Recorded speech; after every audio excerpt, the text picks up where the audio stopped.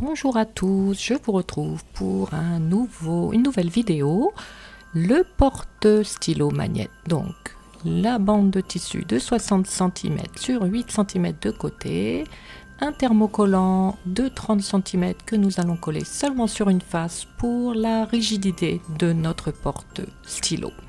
Voilà, donc je marque les coins à 1,5 cm et 1 cm. Alors au début je mets 1 sur 1 et au final je rectifie 1 sur 1,5, voire 1 en haut et 2 sur le côté.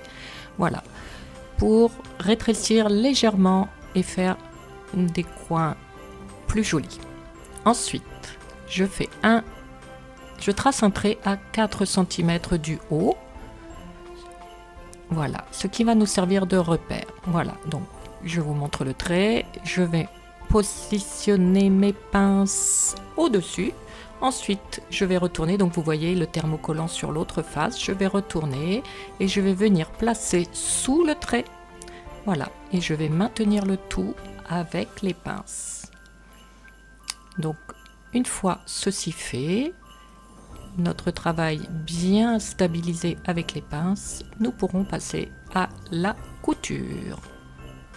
Voilà, donc nous allons coudre chaque côté. Voilà, donc chaque côté a été cousu et le surplus de tissu, y compris les angles, ont été dégagés. Donc, il faut retourner l'ouvrage, c'est peut-être la partie la plus délicate de cet objet car il est relativement petit.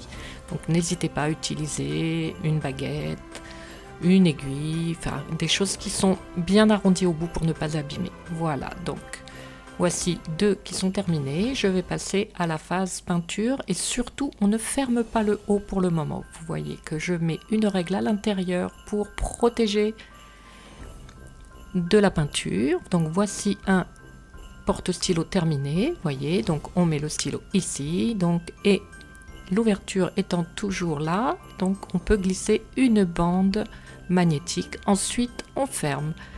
Voilà, donc là je passe aux astuces. Donc si vous n'avez pas de bande magnétique, vous pouvez récupérer des magnettes qui collent bien, les découper, en glisser un à l'intérieur, puis faire une couture au bord et en glisser un deuxième de façon à avoir deux magnettes. Ensuite, pour la couture, pour faire très propre, vous allez commencer au milieu et ensuite revenir faire une double couture tout en revenant et vous aurez un meilleur rendu.